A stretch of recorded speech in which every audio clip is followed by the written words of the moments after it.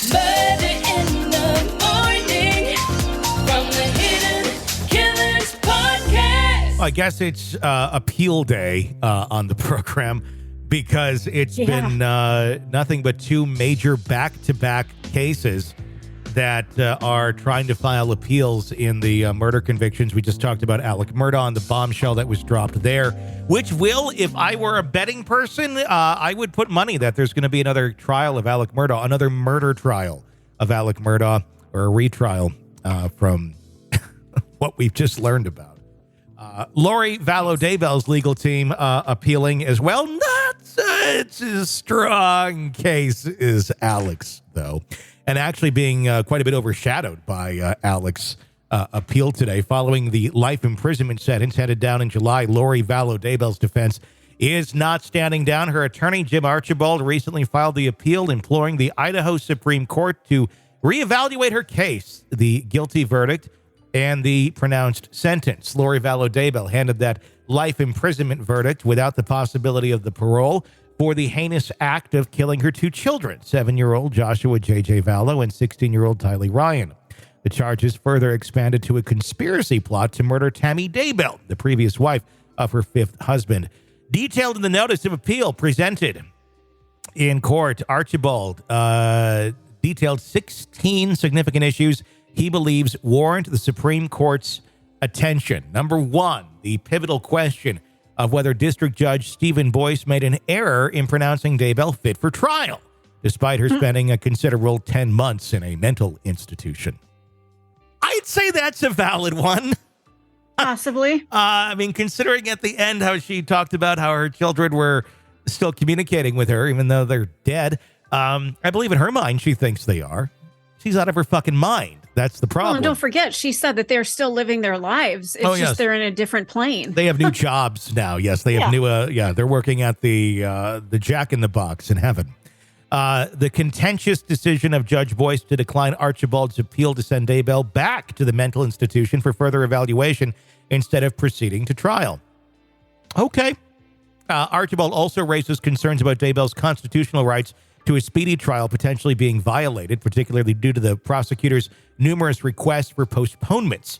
The point of contention is whether Judge Boyce erred in permitting the presentation of evidence from an ongoing Arizona case. The case concerns the alleged crimes surrounding the death of Charles Vallow, Daybell's fourth husband, and the purported attempted murder of Braden Boudreau, previously married into Daybell's family.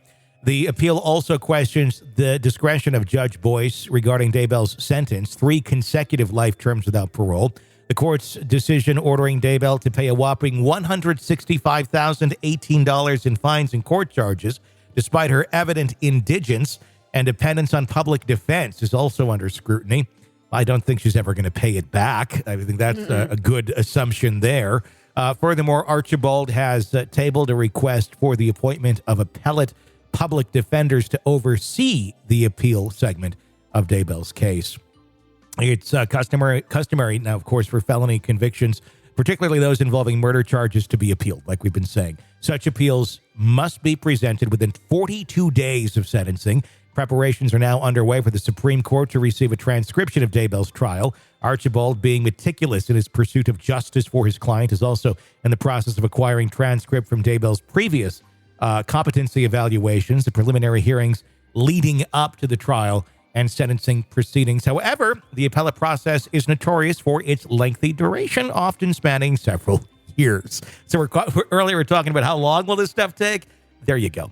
In the upcoming phase, the Idaho Attorney General will assign a representative for the prosecution. This attorney, in tandem with the defense's appellate lawyer, will draft written briefs. It's also anticipated that both parties will present oral arguments before the state Supreme Court finalizes its judgment. There's a potential hiccup in Daybell's appellate case trajectory. The state of Arizona gearing up to extradite her, pressing charges of conspiracy to commit Charles Vallow's murder and the alleged attempt on Braden Boudreau's life. Barely a month has passed since Daybell's confinement at the Pocatello Women's Correctional Center. Meanwhile, the trial of Chad Daybell, Lori's husband, on the horizon here, set to commence on April 1st in Ada County. So those are the arguments being made. Not a whole lot of arguments being made to her innocence. but being made to her competence, which I've argued from day one, and in no way trying to stick up for this woman. But she clearly doesn't know what the hell she's doing, and should be confined to an institution, in my opinion, for the rest of her life. There's no like, oh, we'll let you out when you're doing better. No, she should be locked away from society and be in a place where she can't hurt herself or others. But I think it's a very valid argument, considering she just got out of a mental institution for 10 months. And then they're suddenly like, oh, yeah, she's good to stand trial. This was not a woman who was good to stand trial. And that's the thing. She was in for 10 months. If she shouldn't have been there, they would have seen that after a couple of weeks and said, okay, we need to move her out. This is not appropriate for her to be here. Yeah. But 10 months, that's significant. Extremely. Extremely. And the fact that Idaho does not have the insanity defense, they were never able to argue such a thing. And it was pretty much, well, when she's fit, we'll take her in. We'll get this done. And I'm sure there was a lot of, let's get to this. Everybody's watching. And we were all watching. We all wanted this to get going. But at the same point, if you have someone who's not able to competently participate in their own defense, they shouldn't be standing trial. And I think by most accounts, I don't know that she was competent to participate in her own defense. Could she sit there and answer questions? Yes. Did she make any sense? Or was her reasoning constantly screwed by bizarre beliefs that were completely out of this world?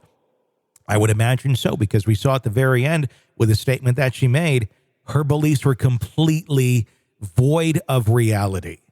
So is that someone who is competently participating in her own defense? I'm going to go with a no. Yeah, me too.